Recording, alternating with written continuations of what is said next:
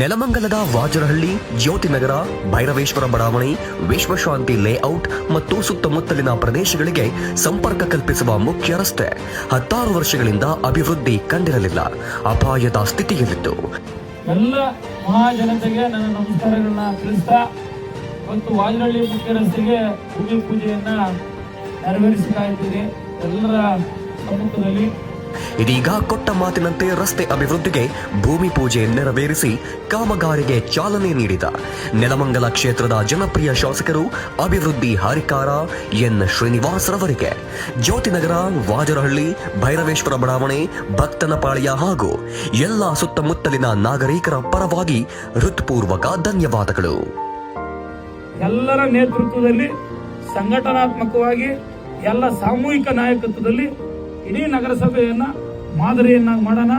ಒಳ್ಳೆ ವಿಜೃಂಭಣೆಯಿಂದ ಪೂಜೆ ಮಾಡಿದ್ರೆ ನಿಮ್ಮೆಲ್ಲರಿಗೂ ಒಳ್ಳೇದಾಗಲಿ. ಎಲ್ಲರೂ ಸಹಕಾರ ಕೊಟ್ಟಿದ್ದಕ್ಕೆ ಧನ್ಯವಾದಗಳನ್ನು ಸಮರ್ಪಿಸಿ ನಿಮ್ಮೆಲ್ಲರಿಗೂ ಒಂದು ಮಾತನ್ನು ಮುಕ್ತಾಯ ಮಾಡ್ತೀನಿ. ನಮಸ್ಕಾರ.